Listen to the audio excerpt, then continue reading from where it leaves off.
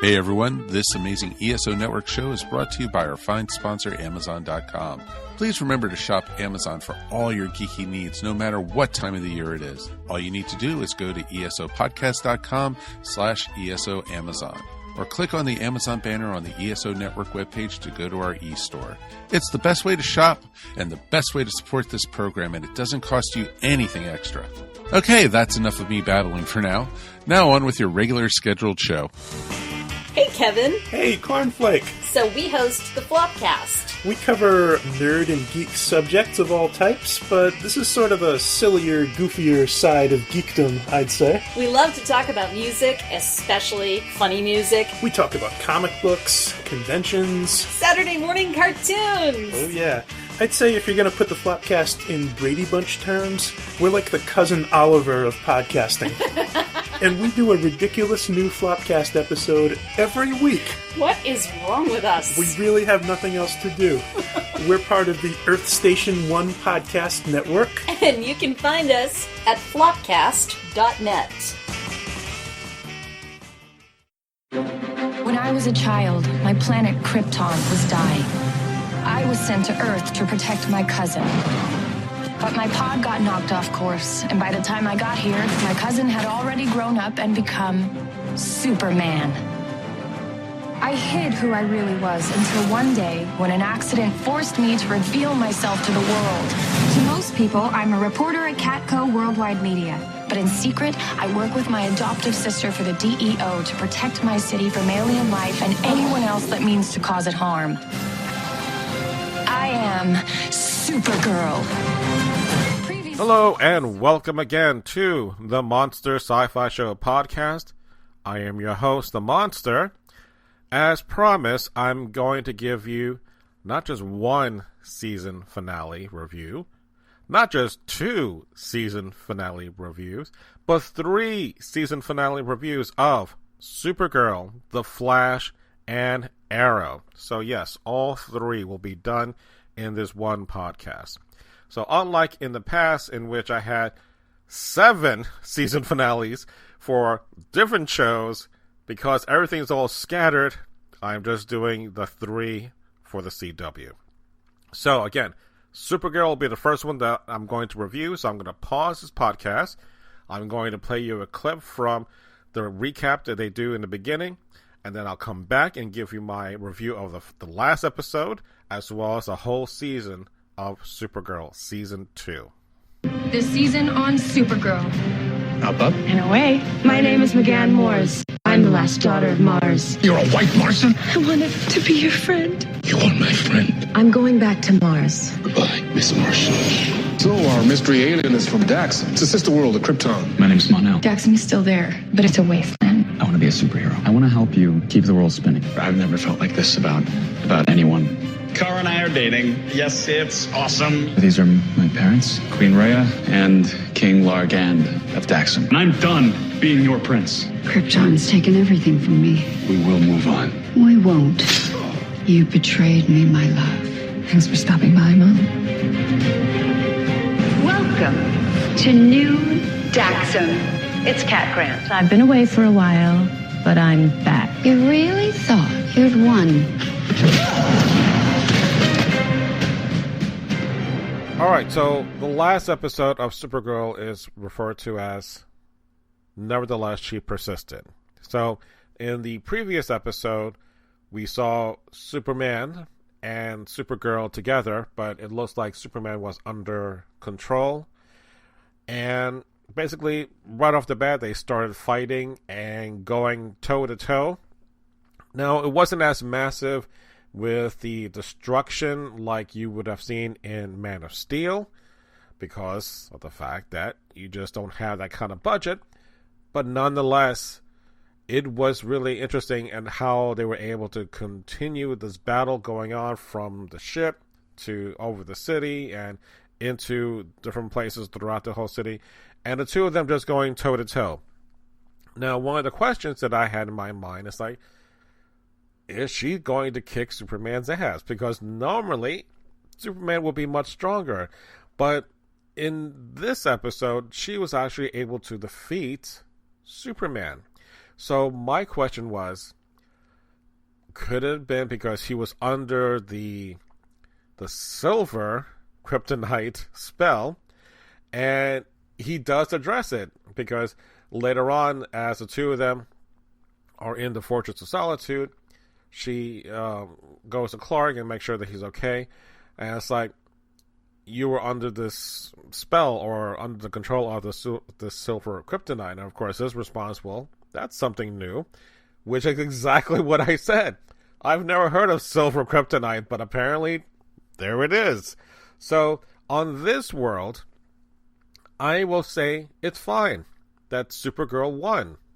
It's her show, so it shouldn't be surprising that she's able to kick his ass.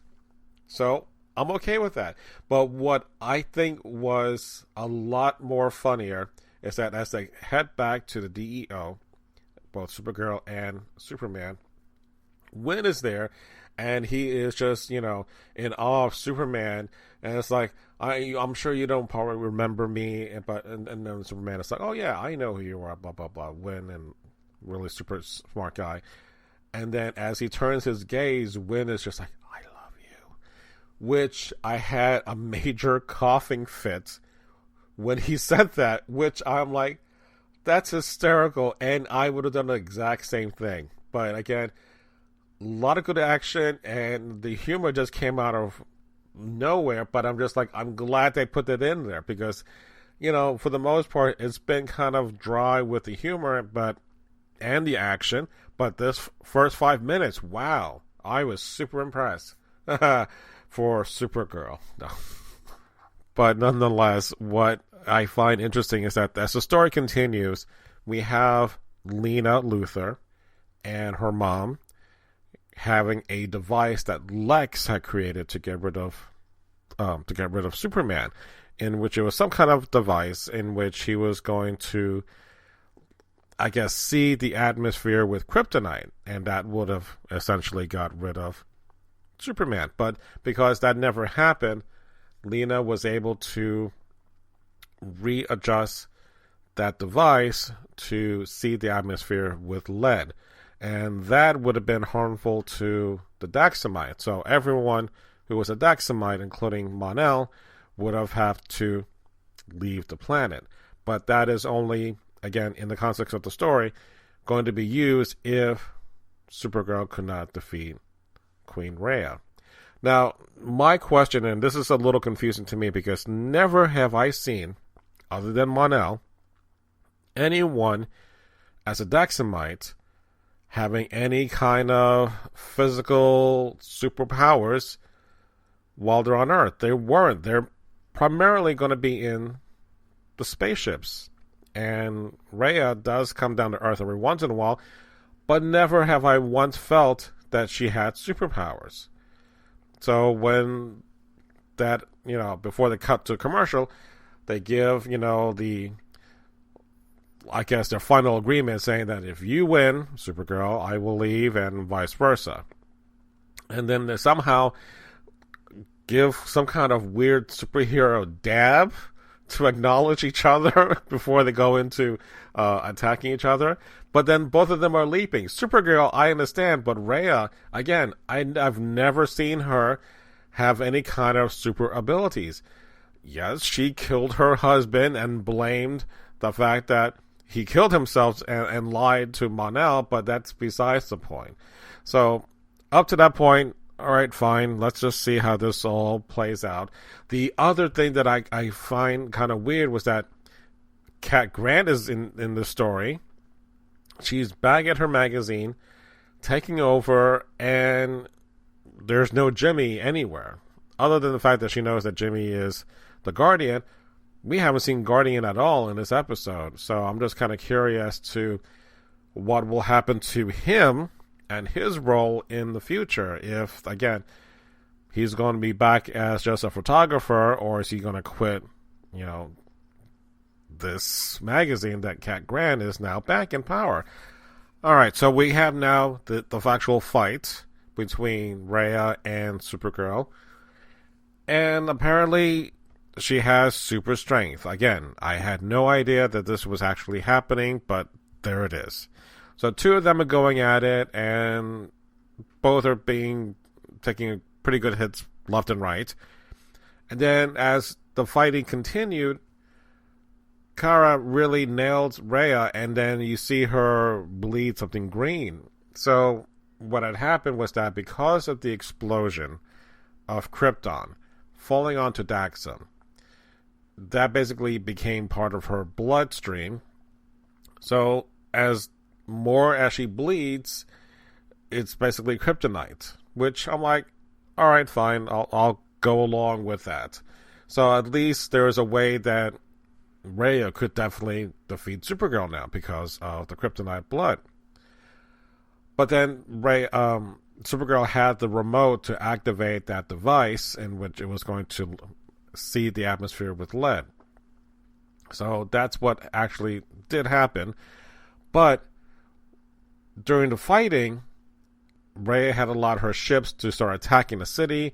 So Superman was there, and you had Martian Manhunter. Magan came back from Mars. She brought some friends, a couple other white Martians.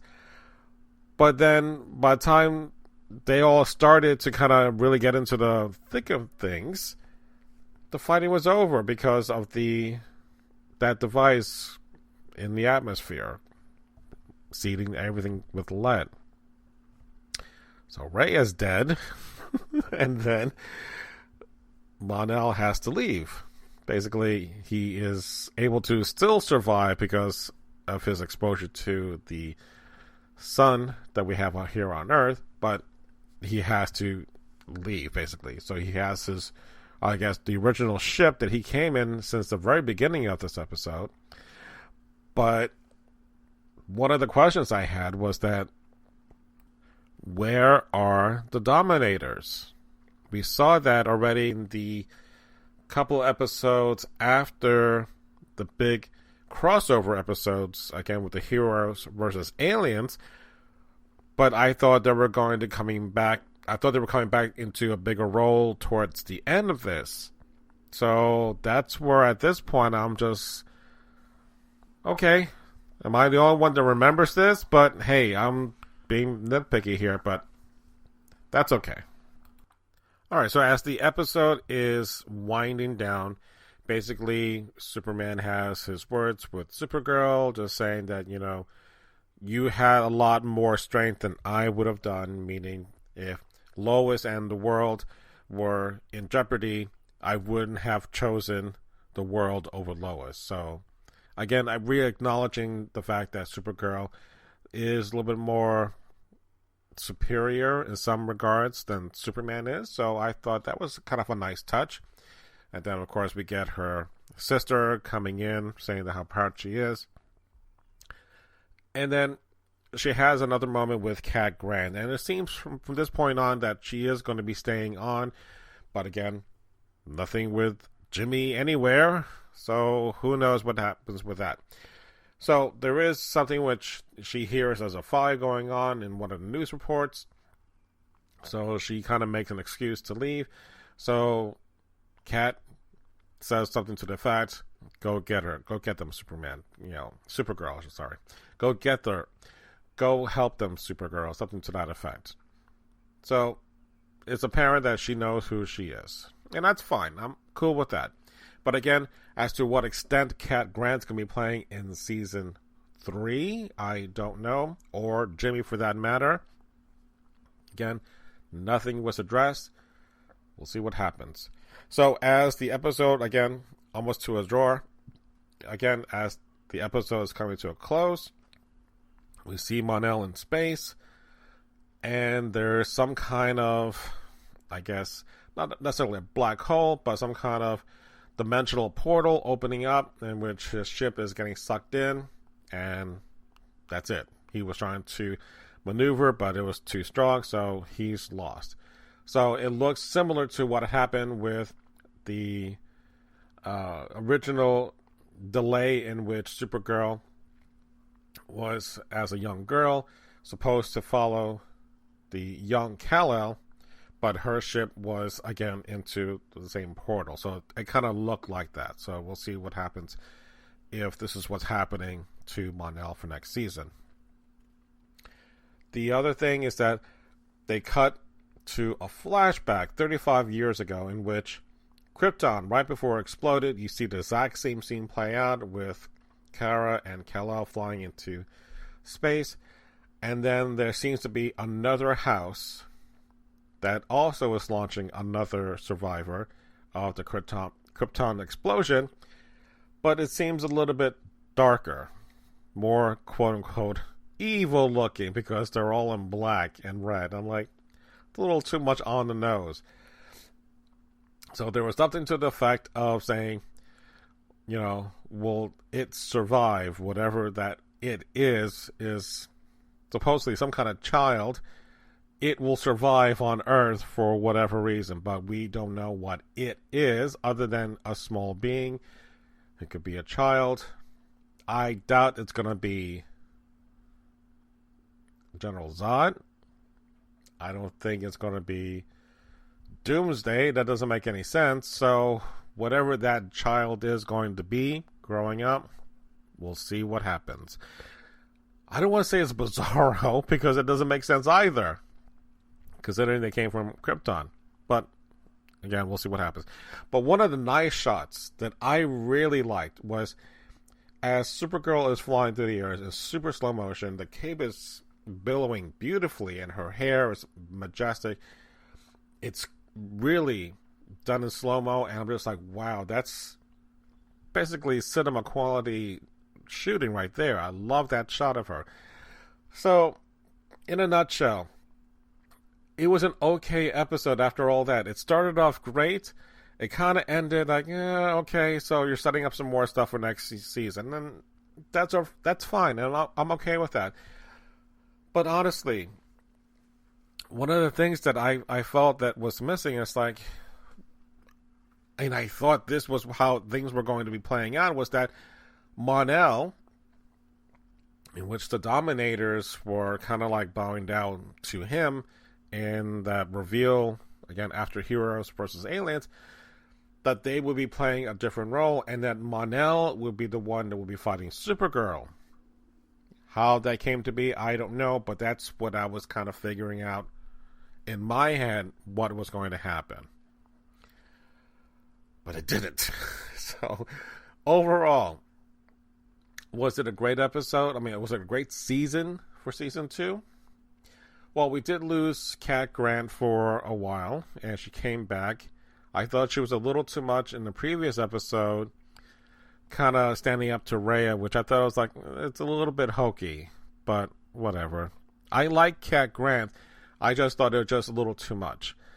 The addition of President, I forgot her name, but it's played by Linda Carter, was kind of cool, but again, didn't really go much in a way that I thought it would play out even further. So, it was okay for season 2. I think it's not as much alright, let me clarify. Season 2 is definitely, it's good. Overall, it's good. There's lots of good sequences, lots of good character development, but I wasn't exactly wowed at the end. Everything did not pull together with all the storylines. Yes, Magan is back for a little while. Wynn has love. Kara's sister has love. Everyone has love except for Supergirl. So, it's okay. I'm willing to let it go at that. So, we'll see what happens when it comes to season 3. But they could technically, and I would love to see this happen more, in which there's a little bit more crossing over and asking for help, vice versa. You know, the Supergirl and the Flash kind of crossover, the musical episode, I thought it was fantastic. The Super Friends song, fantastic.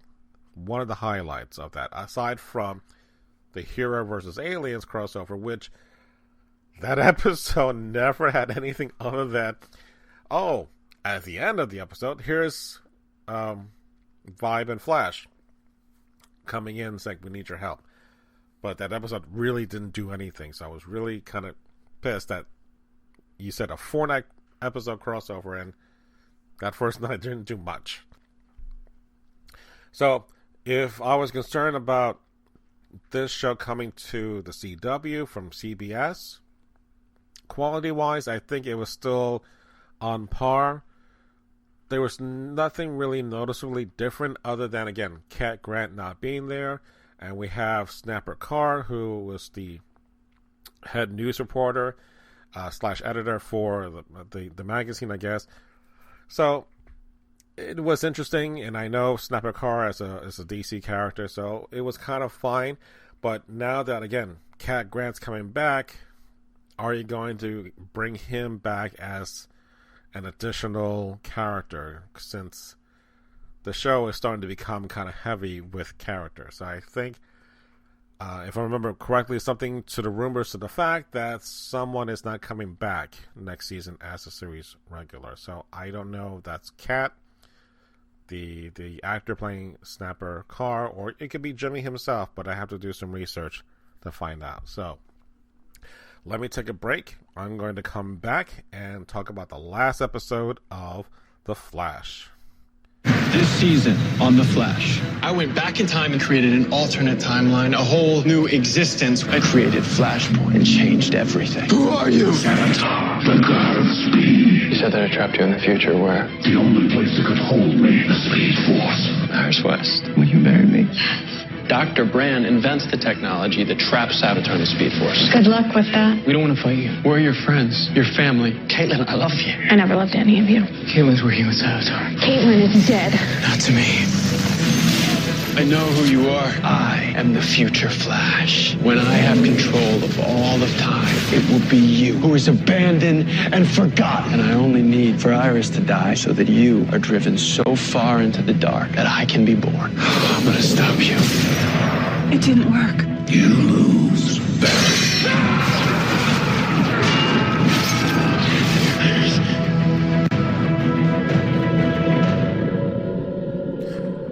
Alright, so let's begin with the last episode of The Flash, which is called Finish Line. So, right off the bat, we see Barry holding Iris in his arms after Savitar had killed her. And then we see Joe, who's holding a gun, kind of falling apart. And then we see, basically, after that, a pair of drumsticks falling down to the ground, which is kind of weird as what that happened, because I thought it was HR's drumsticks when he was on the roof with Joe, which turns out that wasn't him. So they had some kind of weird kind of cloaking facial device. So HR pretended to be Iris, and Iris, who was with Joe as HR, revealed that she was actually Iris. So, okay. We haven't seen how that played out, and then they did a quick little flashback before HR died, which I'm like, okay, it's not unheard of to see stuff like this, like in Flash Gordon episodes, like whenever there was a cliffhanger moment, and you think he's going to be dead, they go back and replay it, and they show how he was able to get out of the situation, or whatever the peril is. They came up with something last minute, and that's how they get out. Okay, so, fine. This is how it's playing out. So Iris is still alive, but HR is dead. Fine. And then we go on with Barry trying to convince Savitar that there is a better way, that, you know, he will do whatever he can to make his existence permanent without having to do what he's planning is to be ascending to godhood with his the Speed Force bazooka.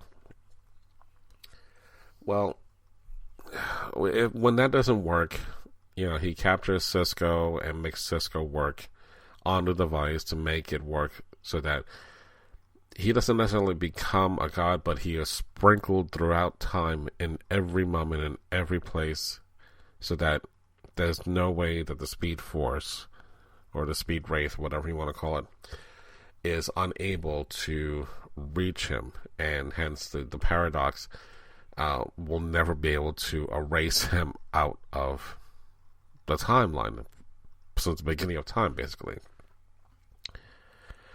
It was an interesting concept, but I think it just kind of let me down at the end of all this, simply because we do get Jay Garrick back, we get Kid Flash, and we get Barry. So the three speedsters are going against Savitar, and I'm like, finally, we're going to get some really good action. And for the most part, it is decent enough. But it doesn't even come to that. Really, there's a moment between Barry and Savitar in which Barry phases himself into the Savitar suit and pushes out the other Barry. So then the two of them are confronted, so that Barry in the suit really wants to kill the other Barry. That was Savitar. Of course, that didn't happen. The Flash decimated the suit from the inside, and basically, I think he punches him and then he walks away. So, like any situation, you never turn your back on the villain because they're going to get up at the last moment and try to kill you.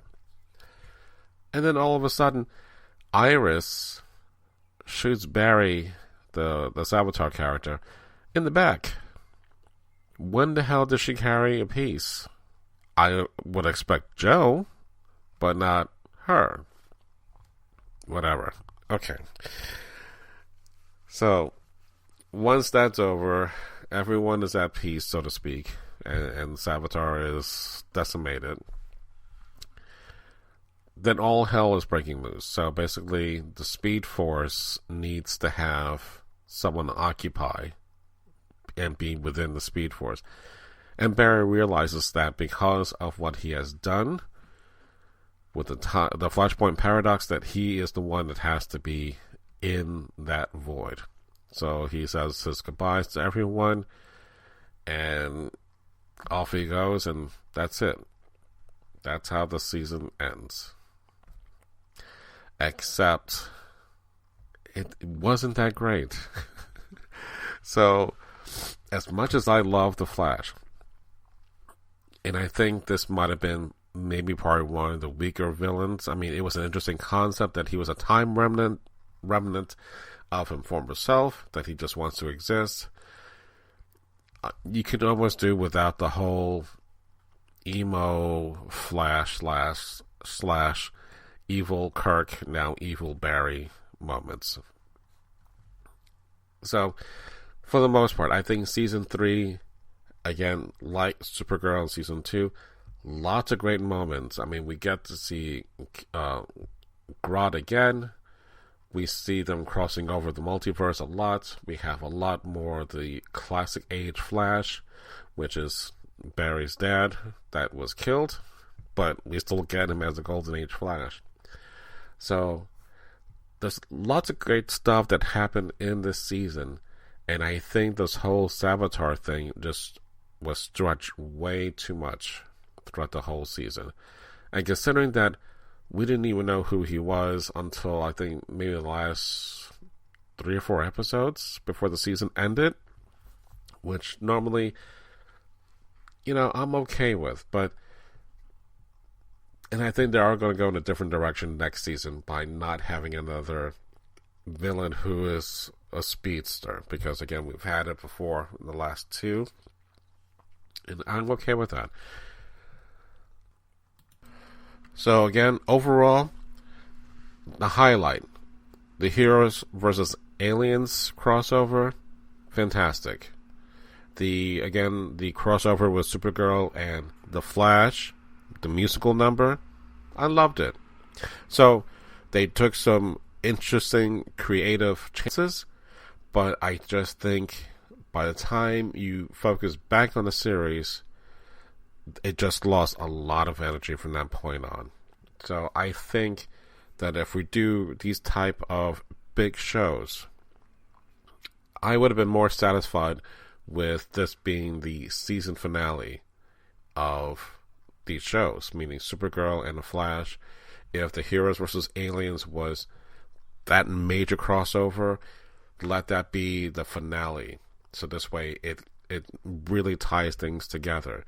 But because, again, it took place right in the middle of the season, and while very enjoyable, it really kind of like let the whole rest of the season individually kind of down from that point on.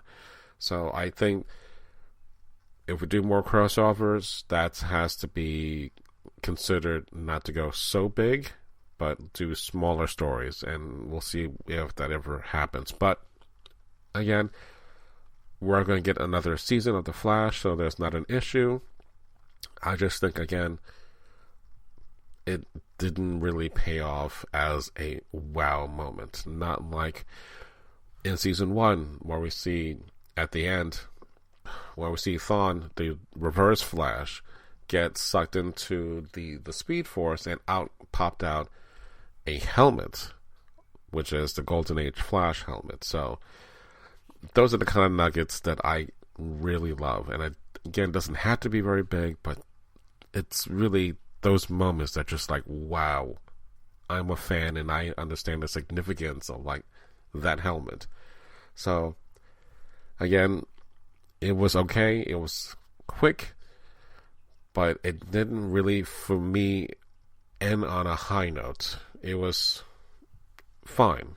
Out of the 3 seasons, this was the least favorite ending of the seasons. So again, 1, 2, 3 in that order, that's how it ends. So, all right. So I'm going to take a quick break, and I'll be back to give you my review of season 5 of The Arrow. This season on Arrow, either I'm willing to do whatever is necessary, or I shouldn't be up there at all. One day your actions might have some unintended consequences. Prometheus, you want revenge. I'm going to show them how everything you touch dies. He calls himself Adrian Chase. He needs to destroy you utterly. The crusade was based on a lie. Make it whole. Make it better. Right my wrongs. Survive. You used your father's memory to justify a killing spree. I am not going to kill you. I am never going to give you the satisfaction of being the man that you think I am. You're wrong. Please help me. Where is my son? No, I said you let me go, and I keep your loved one safe. I'll see you on the boat. I know he's speaking of. Alright, so we are now on to the last and final episode of Arrow, which is called Leon Yu, which, believe it or not, I had no idea what to expect and how it played out. So let's just start off with how it led up to that point, with Oliver Queen going to find Deathstroke, in which he is going to get him to help him fight against Adrian Chase. So, for the most part, it was a good episode. What killed me more than anything else is this island that you did great in the first couple of seasons, in which the action goes back and forth between the action and how it parallels to the current events of the storyline. Well, because you're on the island in the season finale, and then the flashback is still back on the island, it gets a little weird and confusing at times, but it's okay because I spent enough time knowing what's going on, whether you're on the island or off the island. So, Malcolm Merlyn comes back.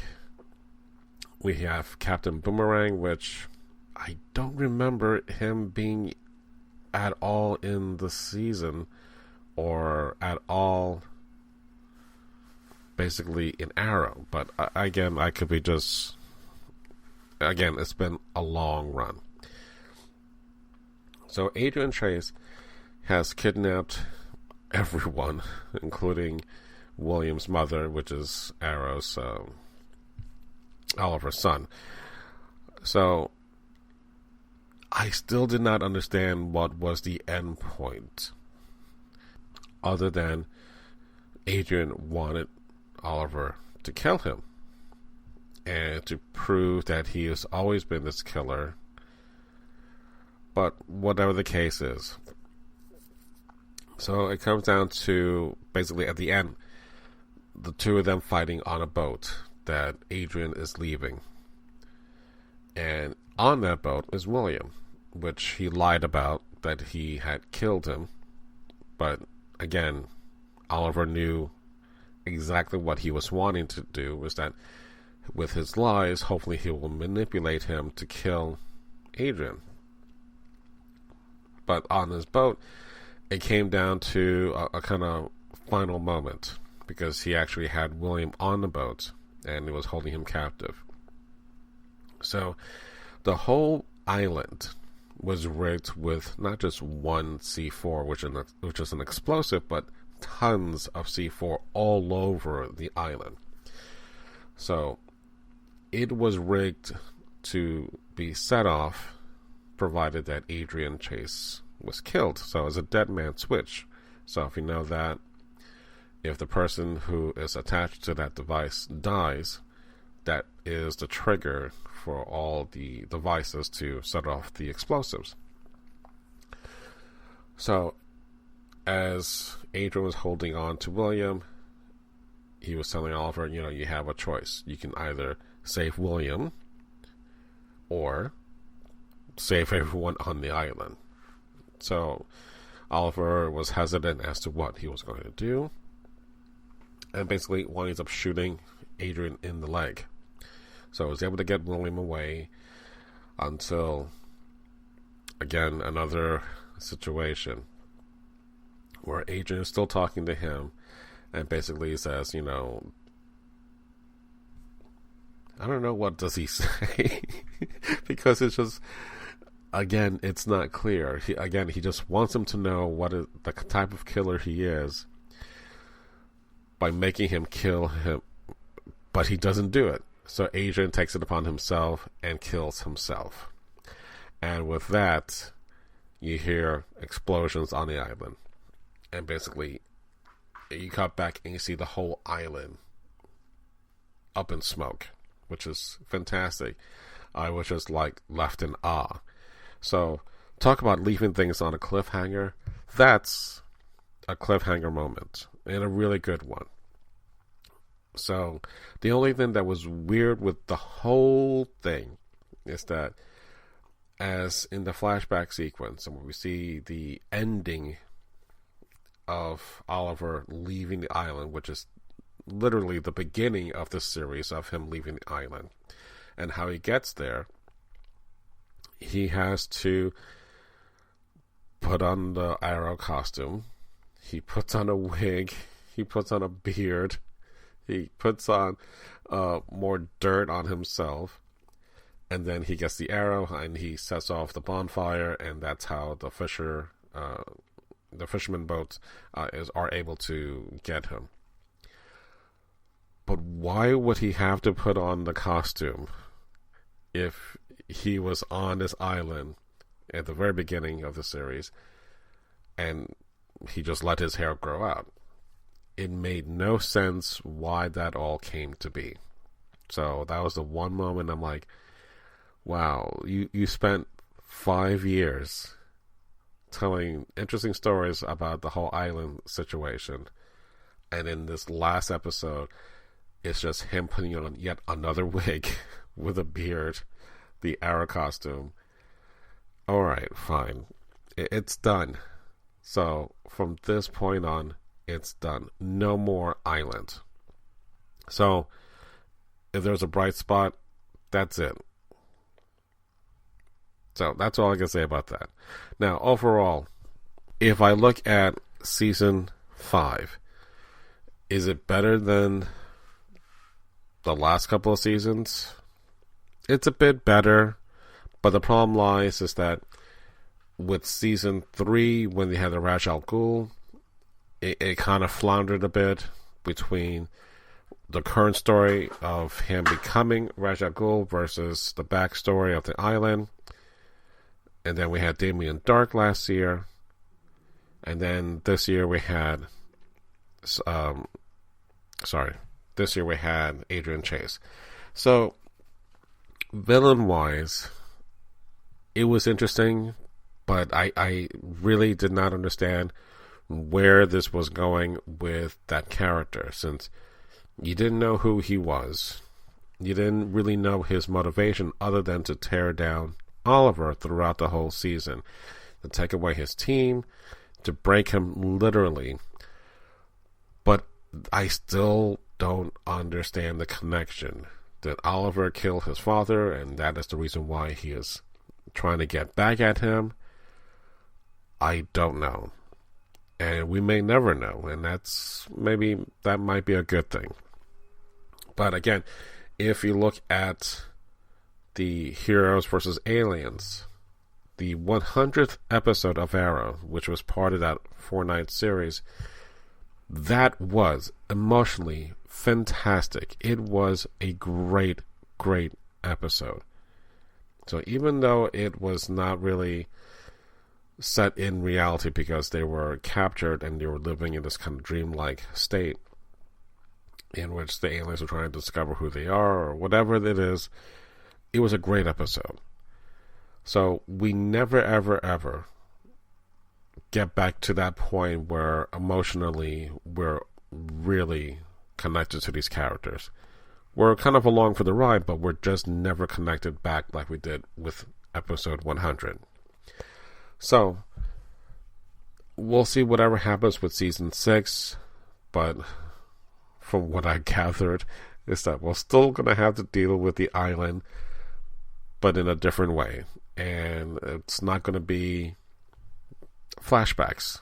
So that's the only good thing that I can say is, like, please, no more flashbacks. We've done it. That is now over. I thought it was very clever and interesting at the very first 2 seasons of telling all this backstory while you're telling the current stories of what had happened to him on that island, that he was gone for 5 years. And literally, we get 5 years worth of stories. Not all of it's great, but all I can say, it's now done. So, I'm interested to see what's the fallout with what's going to happen next season. Are we all going to get a Team Arrow back together again? Is Curtis going to do more cornrows in his hair? Which really bugged me. I'm sorry. Mr. Terrific, every time he goes out fighting, he has to put his hair in cornrows. I don't know. That, again, bugged the hell out of me, because it's a lot of work to do that. Curtis, on the other hand, I love Curtis. He is a perfect companion to Felicity. I even like Renee, who is Wild Dog.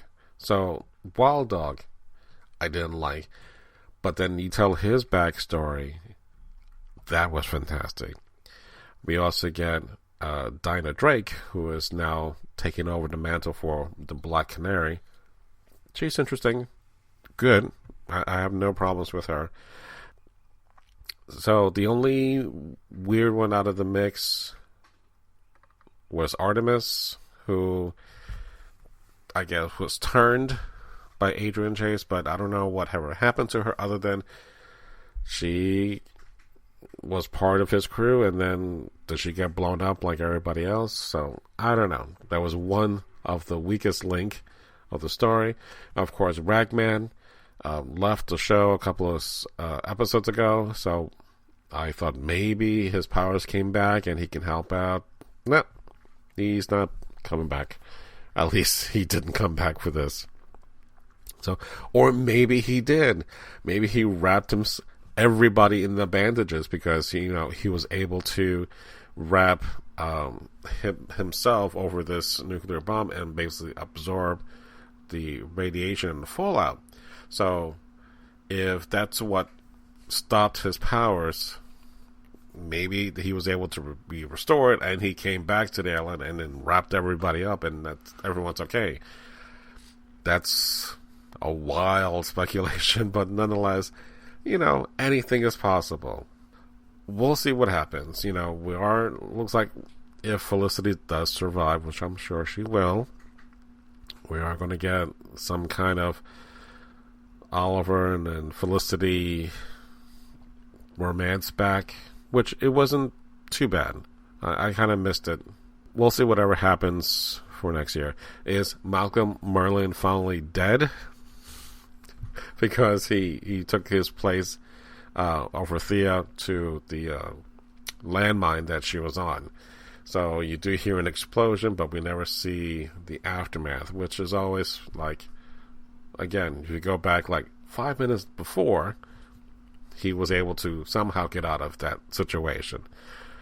But we won't know until what happens next season. So, on the whole, let's get started with season 6. So let's get started with season 4 of Arrow and season 3 of Supergirl.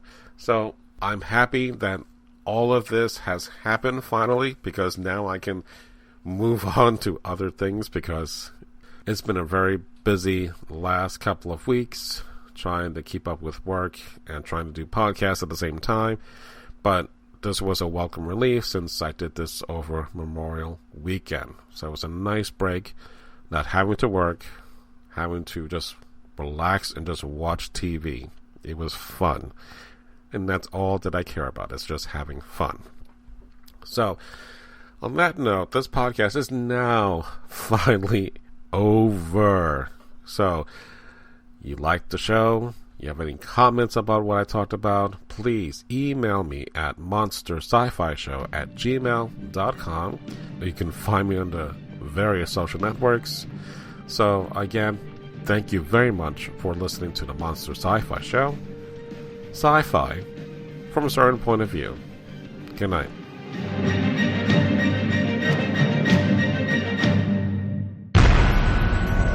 This has been a broadcast of the ESO Network, your station for all things geek, classic, current, and beyond. Be part of the crew at ESONetwork.com.